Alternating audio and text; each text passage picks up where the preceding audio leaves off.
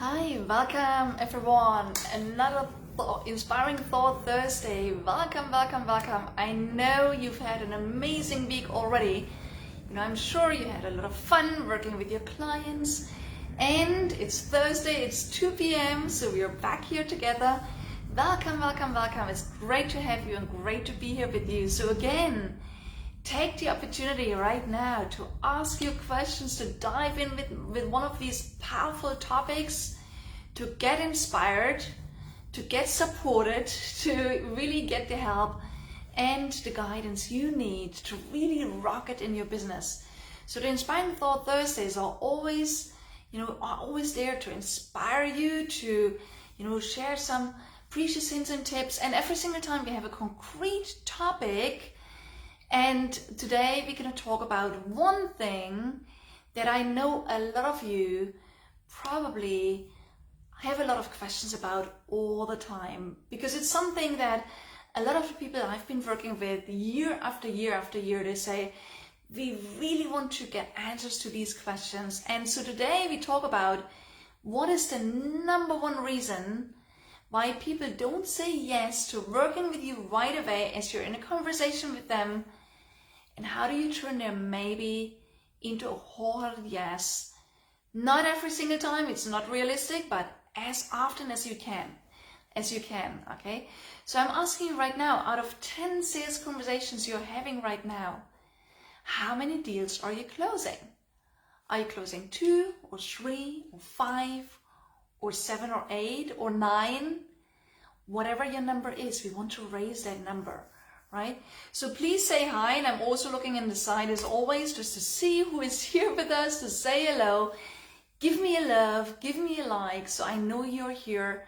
And again, whatever questions come up, take the opportunity to say hi. And Christiana, as always, of course you're here with us. That's so great. Welcome and sunny greetings to Brussels, Belgium. So, what are the challenges a lot of people face when they are in conversations with potential clients? The challenges are that, their clients are really often saying, well, what you're doing is amazing, it sounds great, but I'm not sure it's for me. Or they have all kinds of reasons why what you offer, what you could do with them is amazing, but not for them, or not right now, or not at this price tag, or whatever else they're saying, right? And I can tell you that I've ran thousands and thousands of sales conversations over the years. So there's hardly any time anymore that I hear something I haven't heard before. And, I get all kinds of reasons why people don't give us a wholehearted yes right away. And, a lot of people, when they are in these kind of conversations, and hi, Annalena, great to have you, welcome, great to have your energy with us as well. And, again, the challenge for a lot of people is when they hear all the doubts, when they hear all the, I'm not sure it's for me, or it's not right now, or I need to talk to someone else first, or whatever else comes up, again, they give up easily, right? So they say, great, why don't you keep thinking about it? And when you feel it's right for you, you come back or something. And the challenge is, a lot of people don't go out of a conversation with a wholehearted yes, meaning that they don't close a deal right away. They don't get a wholehearted, convinced yes from people that they would love to work with. Okay, and tell me, let me know in the chat, how does that feel? How does it feel when you have a conversation with someone and in the end, you could help them, you could really turn their life or their business around, or help them really to get to an entirely new level. You know exactly what they need, you know exactly how you could help them, and still they don't say, well, yes, let's do this together. Okay, how does that make you feel? Okay, so a lot of people have sales conversations and then they don't walk away with a wholehearted yes from their future client. And that often plants seeds of doubt. Am I not good enough? Do I not have something valuable? Right? And again, because these doubts come up, they don't enjoy having sales conversations, so they try actually to even avoid them, right? And again, because of that, then when you try to avoid them, because you feel like you're not a good salesperson or whatever else might be in your mind and heart, again, the challenge is you don't have them. And if you don't have them, then you cannot close deals and you're not really bringing new clients on board. which then has an impact on your financial situation, which has an impact on your business overall, right? But I know you don't want to be there, right? So let me know, out of 10 sales conversations you're having, how many of those, do you close a deal with, right? So that is what we call a closure rate, or, a deal closure rate. So out of 10, how many do you close? And when you know where you are today, where do you want to be in 3 or 6 months from now? Where do you want to be? Okay. Put it into the chat, even when you're watching this afterwards, right? Put it into the chat and give me just one quick second.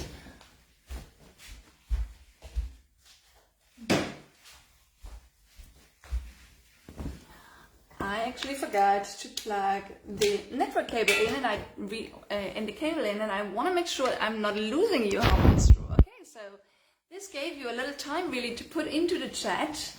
What is your number? And again, the question is, once you know what is your closure rate right now out of 10, how many deals do you close? Where do you want to be in 3 months from now? And again, when you are watching the replay, put the numbers in. It is a commitment to yourself, hand on heart. Just be honest and share with us, right? Okay. And Christiane is saying, I'd like to achieve closure 3 times. Okay, 3 times out of 10, right? I assume, right? And you say, I'd like to, right? So I don't know where you are at the moment, right? Maybe you're a 1 or maybe you're a 2, right?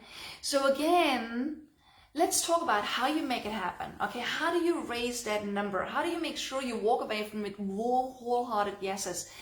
And there's one thing, and there's several things that I'm going to share with you today, that once you take them to heart, you're going to really raise your number quite easily, quite fast. So again, I know where you want to be is you want to feel confident when you have these conversations. You want to walk away with more happy yeses. You want to attract more happily paying clients, right? Because again, the more clients you bring on board, the more magic you create with them as you work with them, the more they appreciate you, the more they rave about you, they become your raving fans, they tell others about you. It's a beautiful upward spiral to grow your business in the most easy and joyful way, right? So let's go through some of the questions that I raised with you when I announced this session today. The first one is, what is actually the number one thing that holds people back from giving you their wholehearted yes right away? I'd like to see in the chat, what do you think it is? What is the number one thing why people don't give you a wholehearted yes when you're in a conversation with them, okay? And even if you're watching this as a replay afterwards, think about it for a moment and share with us. Maybe stop the video for now. Think it through. What do you think is the number one reason that holds people back from giving you a wholehearted yes right away? I'd like to see it in the chat, okay? And also, if you're watching the replay, put it into the chat still, right? And, why is it so important? Because if you don't know what this number one reason is, well, then you cannot address it. It's as simple as that, right? If you don't know what holds people back, you cannot ask them the right questions to tell you what's going on in their mind and heart, right? They're not sure I'll be able to help them. Okay. Yes, Christiane, sometimes that could be true. And often enough, okay, it's not actually you. It's not actually what's happening, what they see in you that holds them back. Honestly, if they wouldn't see you as an expert, they wouldn't want to have a conversation with you in the first place. It goes even deeper than that. Okay, but thank you for sharing that. Okay, so yes, sometimes they might feel like, I'm not sure she can help me. Well, if they don't feel it's a good match, then of course, they'll not say yes to working with you. But you know what? The number one actually in the end often has nothing to do with you. The only thing it has to do with is how you run that conversation, which we're going to go into in more detail in a minute. But the number one reason, okay, number one thing that holds people back is not actually you. It is their own fears. It's their own fears to saying yes to what you have to offer. And what do you think? What are these kind of fears that hold them back? Why don't you share? What are people afraid of? Okay, when they come and talk to you, and obviously they have an interest, otherwise they wouldn't even spend their precious time talking to you. When they come into that conversation and they already have a sense that you will make them an offer, they already have an interest, they need help, they know they need help, they're looking for help, right? And still the number one thing that holds most people back to say yes to you right away is fears. What do you think people are afraid of? What are the fears that hold them back? Okay, put it into the chat. I'd like to know what you think. And okay, let me share with you, Blunt, a few of them that I've seen and heard over and over and over again. Okay, the first thing is, and as you know, everyone that works with us really is dreaming of growing their business, scaling their business, and using the power of their voice to grow their business. So really boosting their visibility, attracting more clients more easily, getting visible out there, being on stages, right? And then building business structures and processes and systems to grow what they do and what they offer, right? And then that's why, you know, when I'm in conversation with often entrepreneurs or speakers that say, I would like to build a business structure around my speaking, so I stop just selling my time. Or speak to entrepreneurs that say, well, I really want to boost my visibility. I really want to be out there speaking more. I want to become a celebrated thought leader. The number one fear they're facing is they're afraid to say yes to their bigger dream. Okay, they're afraid to say yes to their bigger dream. Okay, so again, because if they say yes to their dream, that will have consequences. Right? Because then they will know they'll need to start taking action. And often, okay, they're not even very clear on their dream, right? And it's great to know, Annalena, you feel that this is so good to hear, right? And again, you know, it's really like people are not really so concerned with you. They was too concerned with their own fears and doubts and beliefs and everything else. But fears most. So again, they're afraid to say yes to their bigger dream. Because when they say yes to their bigger dream, they know they need to take responsibility to change something. And of course, people are afraid of change, right? So again, when they say yes to their bigger dream, they know they need to take responsibility. They need to take action. They need to step up. They need to get up and start doing things in a different way. And that is the fear number 2. They know they'll step into a world that is unknown to them. Or they'll step into the unknown. They face certain uncertainty. Okay? And there's a big fear around that. Okay? People are comfortable in the place where they are. They know what they do day in and day out, and they know how they do it, and what the consequences are, and how they feel about it, and what results they're getting. So they just keep doing the same thing. But if they then step up to their dream, they start stepping into the unknown. They need to start doing things that they've never done before. They need to do things in a new way. They've never done it before. They need to get in touch with people that they don't know, and so on and so on. There's a big fear around that, okay? And then also there's a lot of fear around when I'm in the unknown, okay? There's a lot of effort required from my side. There's a lot of time I need to invest. I need to do things not only in a new way, but I need to do them in the first place. I need to find time, and everyone is busy these days, right? People feel like, oh, you know what? I need to put even more time in, and I'm already so busy. Will I be able to do it? There's a lot of doubt and fear around that, right? Yes. And then the biggest fear of all, as you know, is the fear of failure. People say, what if I do this? What if I say yes to this and I tried and I don't succeed? What will people think about me? What will I think about myself? I feel like I'm a loser, right? Another fear of failure is, of course, the financial fear of failure, right? Where people say, what if I invest all that money now, which is a stretch for me already? Like recently someone said to me, Monique, I'm investing money I actually don't have. Because that's what we do with our clients. We help them actually to earn more than what they're investing with us, so that their investment pays for itself. Right? But again, at the beginning, people don't see that. They've made the money they've made often for a long time, and they don't believe yet they can make that money. So they need to take that leap of faith beyond their fear, because there's fear of failure, and there's fear of failure financially. What if I invest all that money and I'm not earning it back? There's massive fear.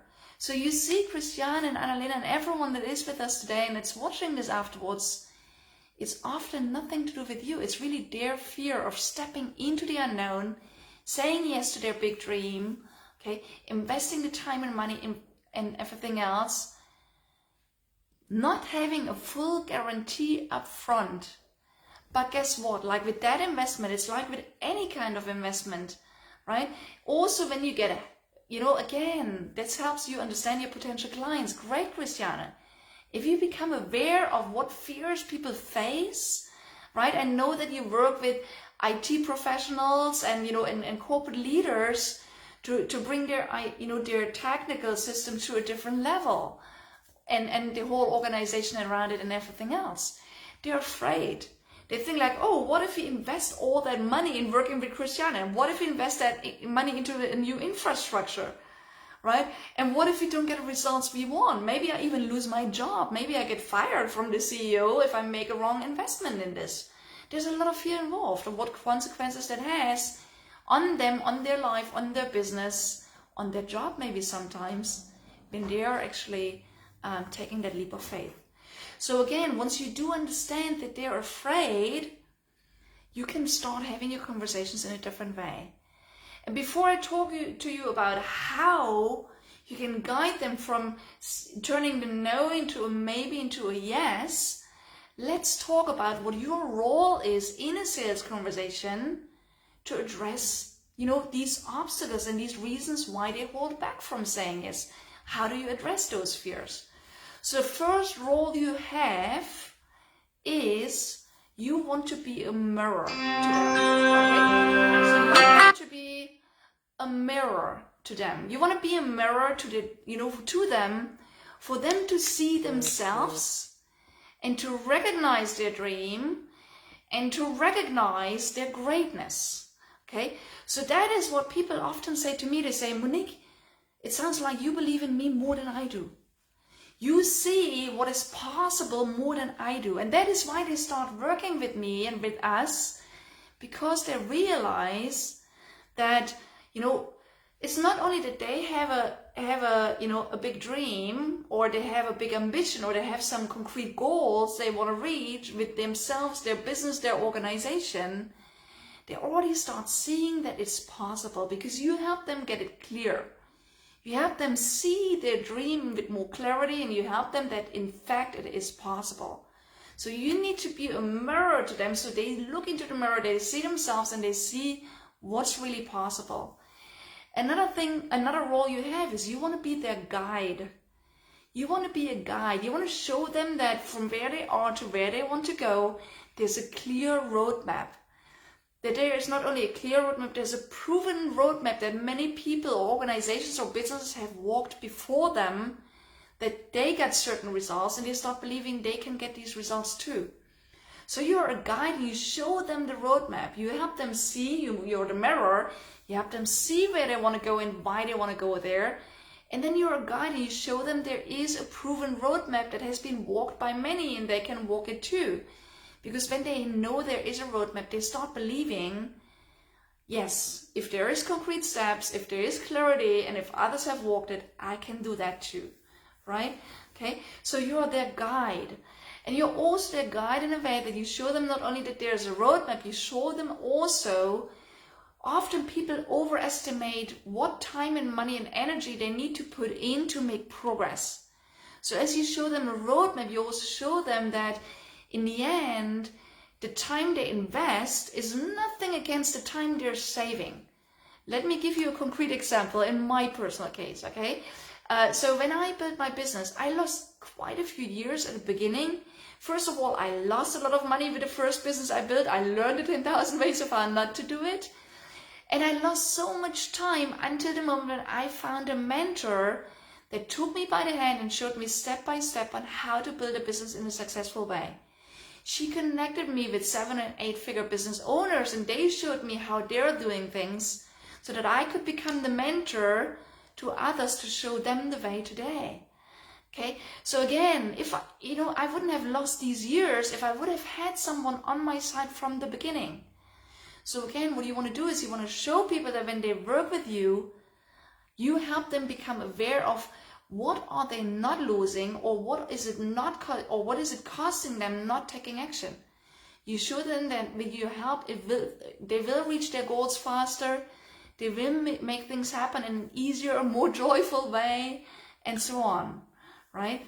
And then also the third role you want to be in, besides being a mentor and being a guide, you want to be a coach and a mentor, right? Okay, so you want to make them see, and the other way around. It's not by you telling them, and we'll talk about that in a minute, but again, you don't, as a coach or mentor, you guide them, okay, to see and open up their perspective and view that what is possible is much more likely if they start taking action, and that making that likely and making it possible, that is much more likely than if they fail, right? So again, I feel like I use very complicated language now.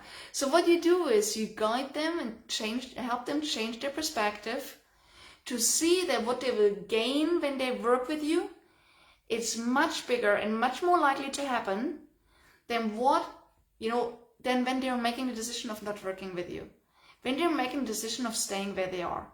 Okay, and again, you show them it's much more likely that they will succeed if they follow your guidance than what they will lose if they don't step forward, right? So again, keep in mind your role is you are actually a mirror to help them see their greatness, get clear on their dream. You are a guide to show them that there's a proven roadmap that can be walked, okay, and that others have walked so they can do it too. And then you're also the coach and the mentor to help them see and switch their perspective, make them see that it's more likely that they succeed when they step forward than, to stay stuck and fail when they stay where they are, right? And also, another question a lot of people ask me all the time is like, good, Monique, you say I should be the mirror, I should be the guide, I should be the mentor or the coach. How do I do it? Okay, what do I do in a sales conversation to guide people from a not really to a maybe, or eventually to a wholehearted happy yes, okay? So here's a couple of hints I'd like to share with you. A friend of mine, he is actually one of the leading sales trainers in Germany. He said once to me, Monique, asking questions closes deals. Telling kills deals.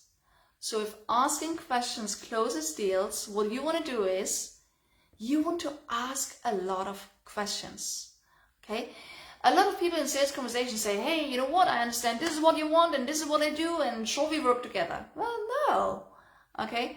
What you want to do is you want to be a mirror. You can only be a mirror if you get them to say with their own words what their dream is and why they want to go for it.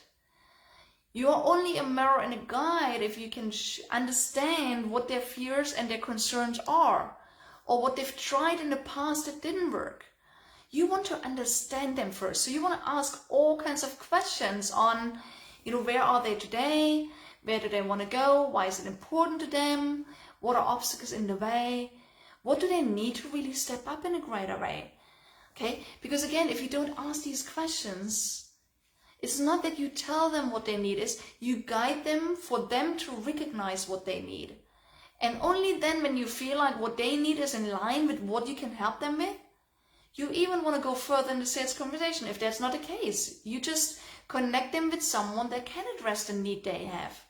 But assuming they have a need you can help them with, asking questions will help them say themselves what they need and want and why they need your support, right? So asking questions is important, right? Another thing is, in these conversations, you need to understand when people phrase objections and when they are making excuses. A lot of people don't understand what the difference is. So an objection means that someone really wants to work with you, but there's something they know is in the way. And they know that if they could take that out of the way, they'd love to work with you. An excuse is that people say, well, I don't want to work with her, but I don't, or with him, okay, but I don't want to tell them. right? So often people say, well, I really feel like I don't need them, or I don't want to work with them, but I don't want to tell them. And they bring you all kinds of excuses like, I don't have the budget, I don't have the time, I need to ask someone else and whatever else, right? So the question now is, how do you find out if they have an excuse or if it is an objection? Because if they have an excuse or an objection, what you need to do in a sales conversation, you need to go back and pick up what is needed in the moment. So again, how do you find out if it's an excuse or an objection? So what you do is you ask them, so what, they say, well, I really want this, but you say, great, I do understand it's a big decision. Okay. So what is needed for you to give it a wholehearted yes? Okay. So you can ask questions like that. And, if they say, oh, I'm not sure about the money, or you could ask like, what questions do you have to be able to give it a wholehearted yes? Maybe then they say, well, what's the cost, right? And again, then you tell them what the investment is, because you never speak about cost. You always talk about an investment that they can earn back in an easy way. And again, then when they say, well, no, I don't have the budget and so on, you ask them the question, good. If it was affordable, even before you tell them what the price tag is, you ask them, if it was affordable, would you give it a wholehearted yes? Or on a scale of 1 to 10, how excited are you in working with us, assuming it was affordable? And again, if they say, yes, absolutely, I want to work with you, if I can afford it, I really want it, they want it. Okay, and if then bring up the money point, it's not really an excuse. They want it, it's an objection, right? But if you keep asking, say, okay, so if that is a challenge for you right now, if you would solve that challenge, like the money side or the time or whatever else, would you want to do it for us, with us? Okay. And again, if they keep saying, oh no, and I have this, and I have this, and I have this, and I have this, and I have this, right? Then it's often an excuse. Okay, so but again, if they say it's that one thing that stands in the way, you have an objection. So again, if you feel it's an excuse and people don't really want to work with you yet, what you want to do is you want to go back in the conversation to really understand what is their need, okay, where do they want to go, why is it important to them, and what are obstacles to make it happen. So they haven't really understood, like what Christiane is saying, they haven't really understood yet that what you offer is what they need. So you need to go into asking more questions around their need, right? But if it is only an objection, then you can tackle the objection and make sure that you find an agreement with them, maybe on the pricing side. Maybe they don't have the money to pay for everything up front, and you can make, agree on a split payment. Or, you could say, well, maybe you cannot afford the bigger package right now.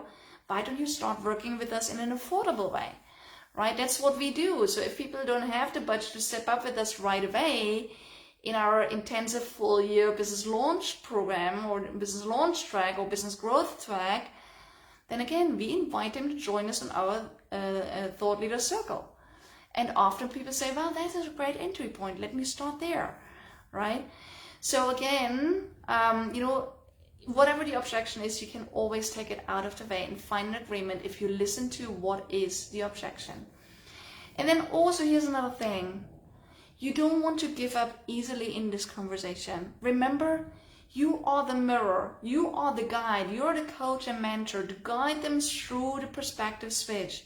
You guide them to say yes to where they want to go, to show them that there's a roadmap they can walk, to get them to trust themselves they can walk it, right? So again, what you are is you stand strong. You believe in them. You believe they can do it. So you don't just take the first reason why they don't give their yes right away and you say, good, okay, think about it, come back later. You don't want to do that, okay? So how do you serve these people most? Okay, you serve them most by helping them turn their maybe into a wholehearted yes, because what you do is you stand strong. You believe in them often more than they believe in themselves in that moment. You get them to reflect on things by asking more questions. You get them to change their perspective and reconsider by asking more questions. Right? And you want to listen to what they say. And you want to take serious what they say. But what you are is you stand strong. You believe in them often more in that conversation that they believe in themselves in that moment. And often that is the last thing that gets them to say, well, you know what? I know I want this. I know I need this. I know why. I know I need help with that. I know you're the right person. You believe in me. Let's go. Okay? So you want to stand strong. You don't want to give up easily. You want to get them, to guide them, to say, well, you know, what else is needed for you to make a decision? And you address that together. So you stand strong. You don't give up easily in a conversation. Okay? So I hope all of these hints and tips are guiding you and supporting you and giving you great insights. Because again, remember, the number one reason why people don't give you a wholehearted yes often has nothing to do with you or with your offer or anything else. Okay? It has to do with them and their fears, right? So let me know right here, right now. Okay? I'd like to know right now, from everything I shared with you, what were the golden nuggets? What were the insights you took away? What are some of the things you will be doing differently? Type it into the chat. Okay, and into the comments below. And even if you're watching the replay, type it into the comments below. Okay, just keep in mind, okay, so Christiane is saying it's very interesting. I have little experience in talking to potential customers. Christiane, that's the first thing you want to start focusing on. If you want to gain more clients, go and have sales conversations. Have these kind of conversations. Okay, and again, it is not, yes, in the end, your aim is to close a deal if you feel what they need is a perfect match to what you can help them with, okay? But in the first place, remember, selling is building relationships. Selling is serving. Selling is supporting others beyond what they can help themselves with. Okay, we all need help with something. I mean, I keep investing in working with mentors and coaches and, buying tools and support and everything else all the time to help me grow myself and my business. Okay, so selling is serving. Keep that in mind. So again, I highly recommend you to take some calls to action. Okay, so again, if you're not having a lot of conversations at the moment, see how can you get into more conversations. Okay, and if you are in conversations, really watch this recording again and watch this Inspiring Thought Thursday again. And take notes and take hints and tips away and observe yourself. Are you asking questions? Are you listening carefully? Are you standing strong? Are you the mirror and the guide and the coach and the mentor and their cheerleader? And are you standing strong on their side to help them make the decision to step up to their dream? That is your ultimate responsibility. Is to guide them to really say yes to their dream and to go forward with making a bigger impact on themselves, their life, and help them make a bigger impact to other people, right? So again, I invite you to really get yourself into more conversation and try some of the hints and tips out. I think it changed your perspective of how the people you talk to feel and what they're going through and what's going through their mind and heart as they talk to you.